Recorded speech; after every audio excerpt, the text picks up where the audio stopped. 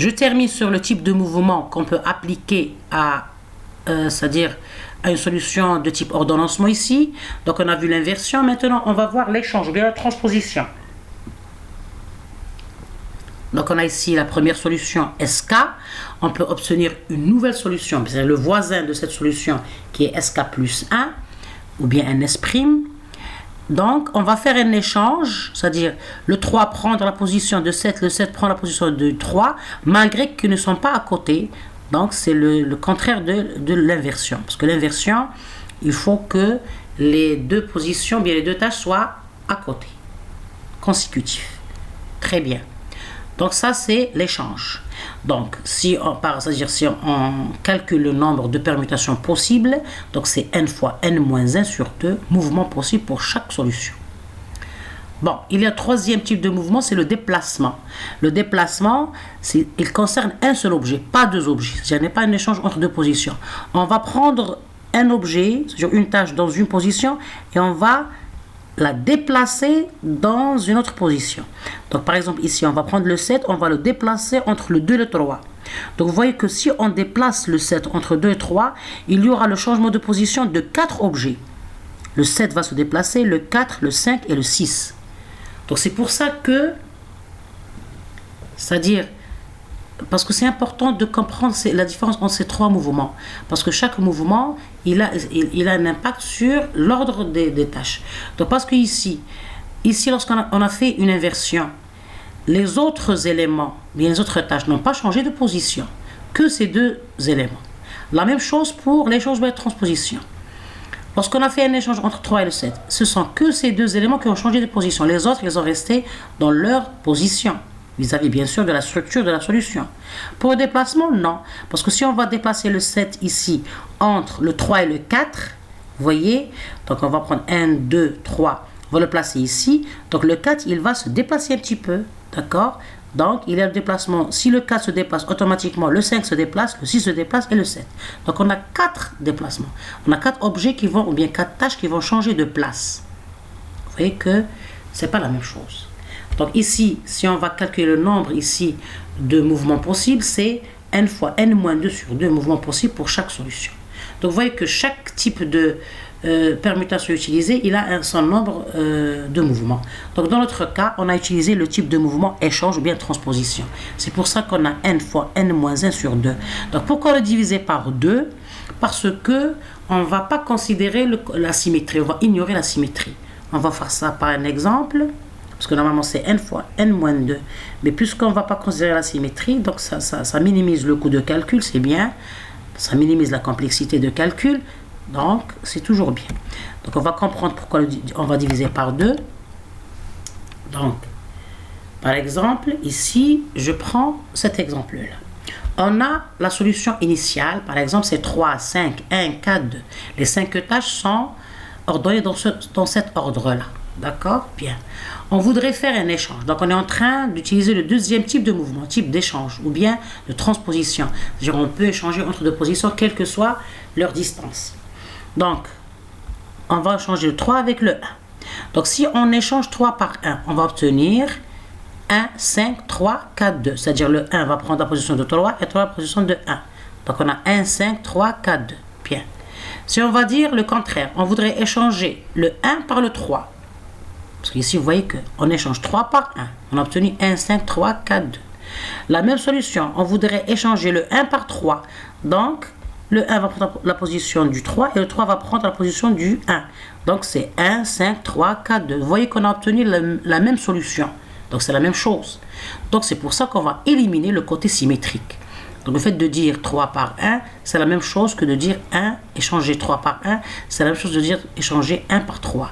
C'est pour ça qu'on divise l'espace de recherche par 2. Pour éliminer la symétrie. Parce que si on va considérer les deux points, ça va être une redondance. Et beaucoup de calculs inutiles.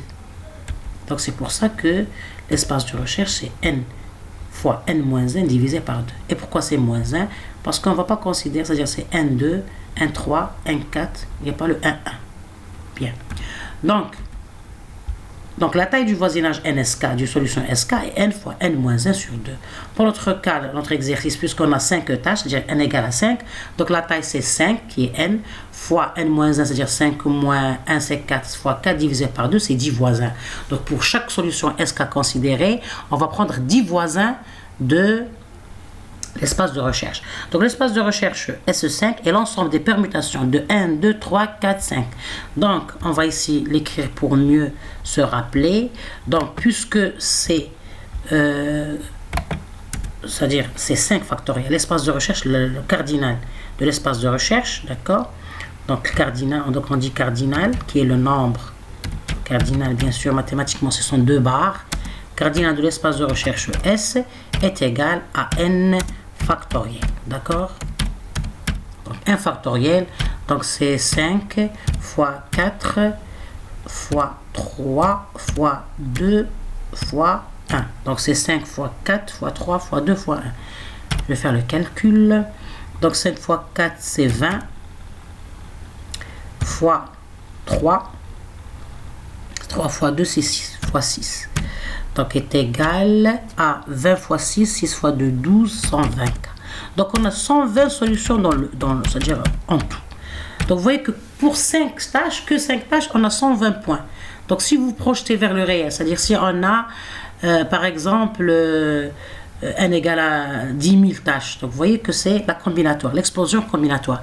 C'est pour ça que ce type de problème, qui est un problème discret, c'est un problème un peu difficile. Et c'est pour ça qu'on utilise une méthode heuristique au lieu d'une méthode exacte, pour avoir bien sûr, c'est-à-dire la solution dans un temps raisonnable, et bien sûr avec, c'est-à-dire des ressources spatiales et temporelles pratiques. Donc ici, vous voyez que dans notre cas, on a 5 tâches. Donc, on a 5 tâches. Donc, l'espace de recherche contient 120. Pour chaque solution SK, on va considérer 10 points, bien 10 solutions comme voisins. Solutions comme voisins de SK. Vous voyez? Donc, dans les 120, on va prendre les 10 points qui sont proches de la solution SK. Très bien, c'est ça l'opérateur de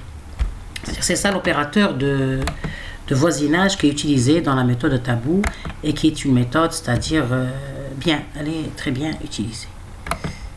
C'est-à-dire le voisinage, son utilisation, elle est bien.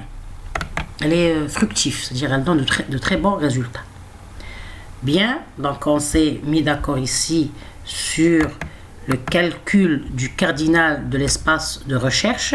Donc c'est n factoriel, donc dans notre cas puisque n égale à 5, donc c'est 120 solutions, et pour déterminer le voisinage ou bien le nombre de voisins considérés, donc chaque itération de l'algorithme Tabou, donc on a utilisé le mouvement échange, c'est-à-dire le type de mouvement échange qui est la transposition, l'échange entre 2 tâches. Donc c'est le cardinal, c'est n fois n-1 sur 2, donc c'est 5 fois 4 c'est 20 divisé par 2 c'est 10. Très bien. Donc on a déterminé 2 paramètres importants de l'algorithme qui sont l'opérateur de voisinage et l'espace de recherche. Maintenant, on va passer, c'est-à-dire aux différentes étapes, on va passer à l'application de l'algorithme Tabou. Donc premièrement, on va, comme je l'ai déjà dit, on a modélisé, donc on a obtenu notre problème d'optimisation, c'est bien.